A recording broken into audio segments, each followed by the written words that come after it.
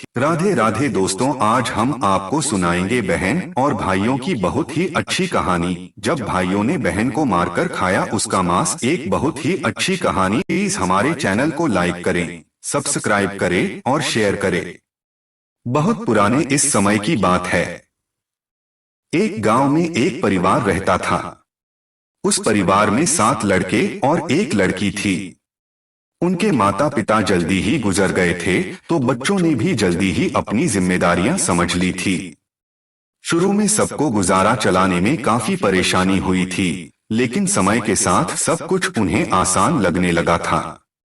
अब उन्होंने माँ बाप के बिना जीना सीख लिया था। यह उस समय की बात है जो समाज के पुरुषों का काम जंगली जानवरों का शिकार करना, औरतों का काम सिर्फ घर के कामकाज करना और बच्चों को संभालना होता था। 7 भाई और एक बहन उसी गांव में बड़े प्यार से मिलजुल कर रहते थे। दिन निकलते ही 7 भाई शिकार के लिए निकल जाते और बहन सबके लिए खाना पकाती थी और घर के बाकी के दूसरे कामकाज करती थी। भाई जब जंगल से वापस आते तो साथ में बड़े बड़े जानवर, पक्षी आदि को मार कर लाते थे। बहन उनके मांस को बड़े चाव से पकाती और सब भोजन करके बड़ी तृप्ति का अनुभव करते थे। ऐसे ही दिन गुजर रहे थे। एक दिन की बात है। 7 भाई जंगल में शिकार करने के लिए गए थे। शाम होने वाली थी। बहन सबके लिए खाना बना रही थी। जब वह सब्जी के लिए हरा साग काट रही थी, तभी चाकू की तेज धार से उसकी एक उंगली कट गई हुई उंगली से खून की धारा बहने लगी। अब बहन ने सोचा यदि उसके भाइयों ने उसकी कटी हुई उंगली देखी तो उसके भाई बड़े दुखी हो जाएंगे। इसलिए उसने यह सोचा कि अपने भाइयों को यह बात नहीं बतानी चाहिए और उनसे छिपाकर रखना चाहिए। उन्हें बहते हुए खून को अपनी ओढ़नी से पूछना चाहा, किंतु फिर उसे लगा कि उसके भाई उसकी ओढ़नी में लगे हुए खून के धब्बे के बारे में पूछेंगे। फिर उसने सोचा कि चलो दीवार पर पहुंचना ठीक रहेगा। लेकिन फिर उसके दिमाग में ख्याल आया कि यह तो मेरे भाइयों को अच्छे से दिखाई दे जाएगी। फिर बहन बेचैन होकर इधर उधर घूमने लगी, लेकिन उसे कोई ऐसी जगह नहीं मिली जहां उसका बहता हुआ खून उसके भाई की नजरों से बच सके। इसलिए उसे कोई उपाय न मिलने पर उसने उसी साग से जो खाने के लिए बना रही थी, उसी ने अपना खून था जो उसे पूछ लिया। शाम को भाई जंगल से वापस आए। बहन ने भाइयों के लिए खाना परोसा था। 7 भाइयों को साग बहुत ही स्वादिष्ट लगा। साग तो अपनी उंगलियां चाटते रह गए और अपनी बहन की पाक कला की तारीफ करने लगे। अपनी तारीफ सुनकर बहन भी खुशी से फूली नहीं समाई थी। दिन भर के थके होने के कारण 7 भाई उस दिन जल्दी सो गए। अगली सुबह रोज की तरह खा पीकर 7 भाई फिर जंगल की ओर निकल पड़े। जब वे शिकार तलाशते तलाशते थक गए और सारे भाई एक पेड़ की छाव में बैठकर आराम करने लगे, तो बातों ही बातों के 7 भाई रात भोजन के बारे में बातें करने लगे कि रात के भोजन में बहन ने जो साग बनाई थी उसकी चर्चा होने लगी। सब कहने लगे कि कल इतना स्वादिष्ट साग उन्होंने खाया कि आज तक ऐसा स्वाद नहीं खाया। सब ने तय किया कि आज घर चलकर इसके बारे में अपनी बहन से जरूर पूछेंगे और जानकर रहेंगे कि साग में उसने ऐसा क्या क्या क्या मिलाया था। शाम को 7 भाई जब घर आए तो दोबारा अपनी बहन की पाक कुशलता की तारीफ करते हुए पूछा, हमारी प्यारी बहन, कल रात के साग में तुमने ऐसा क्या किया मिलाया था? बहन बताना तो नहीं चाहती थी। वह सोच रही थी अगर उन्हें पता चला कि उसकी उंगली कट गई है तो मेरे सारे भाई दुखी हो जाएंगे। इसलिए उसने कहा, कुछ नहीं बड़े भैया साहब, जो रोज बनाती है वही बनाया था। तो उसका बड़ा भाई कहने लगा, प्यारी बहना तुम है आज बताना ही पड़ेगा और मैं जानना चाहता हूँ कि हमारी बहन ने इतना स्वादिष्ट साग कैसे बनाया। तुम्हें मेरी सौगंध है बहन, तो आज सच्चाई बतानी ही पड़ेगी। बड़े भाई का सब सम्मान करते थे, इसलिए बहन को भी अब सच बोलना पड़ा।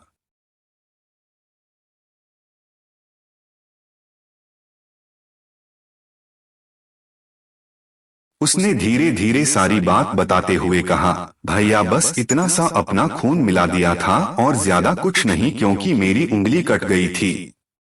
मैंने सोचा कि आप लोगों को पता चलेगा तो आप दुखी होंगे, इसलिए मैंने अपनी खून को इसी में मिला दिया।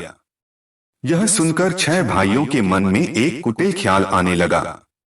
वे सोचने लगे, इसके खून की चंद बूंदें इतनी स्वादिष्ट है तो इसका मांस कितना स्वादिष्ट होगा।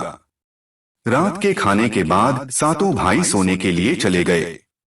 सातों में फिर उसी बात की चर्चा छिड़ गई। बड़ा भाई कहने लगा, अरे भाइयों, खून के कुछ बूंदें हमारी बहन की इतनी स्वाद है तो सोचो उसके शरीर का मांस कितना स्वादिष्ट होगा। सबने बड़े भाई की हाँ मैं यहाँ मिलाई।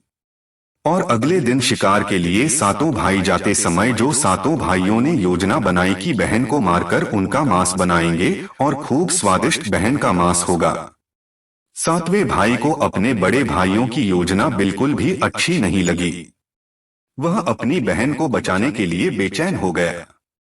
वह खुलकर इसका विरोध तो नहीं कर सकता था क्योंकि 6 भाई एक तरफ थे और वह अकेला एक तरफ। शिकार करने के बाद सभी भाइयों ने मिलकर एक टीले पर बांस के जो कि बांस के पट्टों से बना एक चबूतरा बनाया जिसे चांग कहते हैं। उसकी योजना यह थी कि बहन को बहला फुसलाकर यहाँ लाएंगे और तीर मारकर अपनी बहन की हत्या कर देंगे और उसका स्वादिष्ट मांस खाएंगे।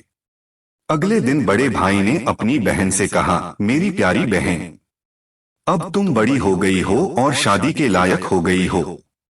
मैंने तुम्हारे लिए एक सुंदर से वर की तलाश की है। आज हम उसको देखने जाएंगे और उसका घर भी देख कर आएंगे। इसलिए तुम भी सच संवर कर हमारे साथ चलो। बहन शादी की बात से बहुत खुश हुई। तुरंत ही तैयार होकर भाइयों के साथ चलने लगी।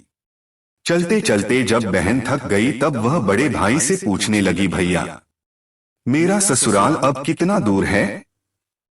बड़ा भाई बोला, बस अभी कुछ देर में पहुंचने वाले हैं। और बड़ा भाई बोला, वह देखो बहन दूर से दिखाई दे रहा है।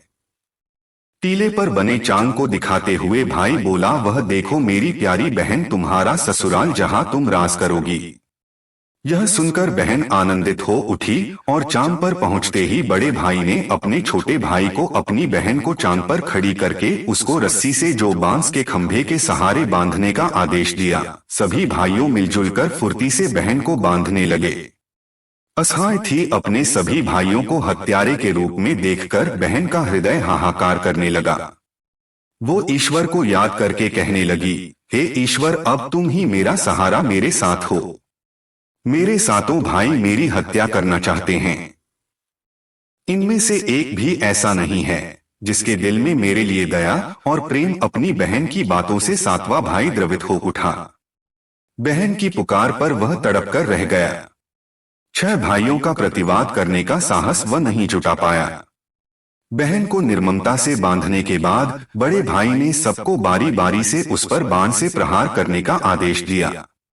बड़ा भाई सबसे पहले हाथों में धनुष बाण लेकर जब अपनी बहन पर प्रहार करने को हुआ तब बहन भाई के सामने हाथ जोड़कर करुण स्वर में कहने लगी, मारो मारो भैया, छाती में लक्ष्य करके भैया, छाती में लक्ष्य करके। तुम्हारा तीर तुम्हारा धनुष जंगल को जाएगा भैया। मारो मारो भैया, छाती में लक्ष्य करके, छाती में लक्ष्य करके भैया, छाती में लक्ष्य करके। भाई ने कठोरता दिखाते हुए तीर चलाया पर उसका निशाना जो अचूक था लेकिन आज विफल हो गया। उसके बाद अब दूसरे भाई भी तीर मारने को तैयार हुआ। बहन ने उसके आगे भी हाथ जोड़कर वही करूं गीत गाया, उसका भी निशाना चूक गया। इसी तरह सभी भाइयों ने बारी बारी से बहन की छाती को लक्ष्य करके तीर मारने की कोशिश की। बहन हर बार यही गीत दोहराती रही। 6 भाई लक्ष्य भेद करने में असफल रहे। अब 7वें भाई की बाहरी थी। 6 भाई उससे कहने लगे कि भाई पूरी ताकत से तीर चलाना और बहन को एक बार में ढेर कर देना। यदि तुम्हारा निशाना चूक गया तो तुम जिंदा नहीं बचोगे, हम सब तुम्हें मार देंगे।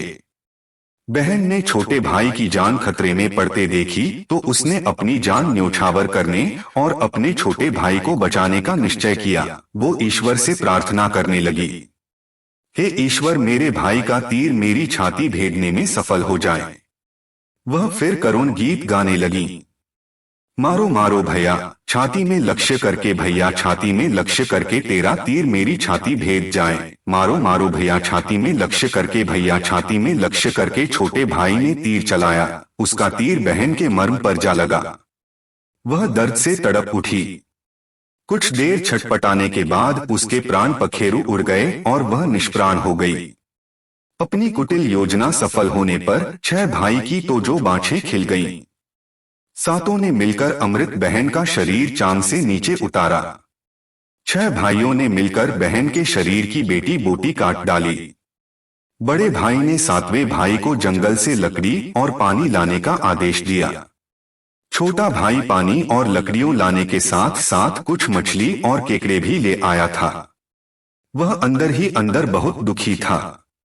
उसके भाई बहन का मांस बड़े चाव से पका रहे थे। वह अपनी प्यारी बहन का मांस नहीं खा पाएगा। अगर नहीं खाएगा तो अन्य भाई उसे गाली देंगी। उसने मांस बनाते समय चुपके से अपने साथ लाई मछलियों और केकड़े भी आग में डाल दिए और अपना खाने का जुगाड़ कर लिया। चावल और मांस तैयार हो गया था। जमीन पर केले पत्ते बिछाकर उसमें सबके लिए खाना परोसा गया। छोटे भाई ने पहले ही अपने बैठने का स्थान पर एक छोटा सा गड्ढा खोद लिया था। उसने अपनी पत्तल में परोसे गए अपनी बहन के मांस को चुपके से उसका खड़े में डाल दिया और मछली और भात खाने लगा। बाकी 6 भाई बहन की हड्डियां चबाने लगे तो छोटा भाई केकड़ा चबाने लगा।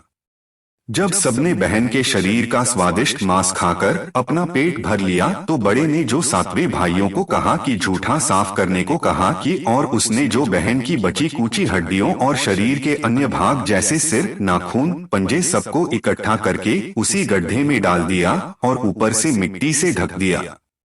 कुछ समय बाद जहां मिट्टी से उस बहन की बचे हुए मांस के टुकड़े डाले थे उस स्थान पर बांस का पौधा उग आया। धीरे धीरे वह बांसों का झुरमुट बन गया। एक बार कहीं से एक संत आए और उसी बांस के झुरमुट तले छुपकर मल त्याग करने लगे। उसी समय आकाशवाणी हुई, संत दुर्गंध आ रही है, संत दुर्गंध आ रही। बार बार आकाशवाणी सुनाई देने लगी तो संत ने झटपट उस स्थान को साफ कर दिया और उन्होंने झुरमुट में से एक बांस को काट लिया और अपने साथ ले गए। उस बात को उन्होंने काटकर एक बहुत ही सुंदर बांसुरी बनाई और वे उसने बजा बजाकर दिन भर लोगों के घर जाकर भिक्षा मांगते थे और बदले में खूब सहारा उपदेश देते थे।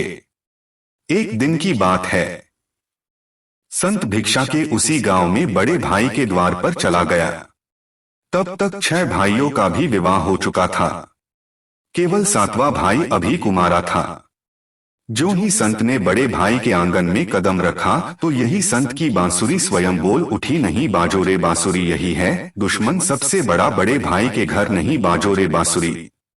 दया प्रेम सब छोड़कर रिश्ते में यही दाग लगाया है, नहीं भजोरे बांसुरी है, दुश्मन सबसे बड़ा बड़े भाई के घर नहीं भजोरे बांसुरी। योगी के बाजे से बार बार निकल रही इस तरह के करुण आवाज से बड़े भाई के पसीने छूटने लगे।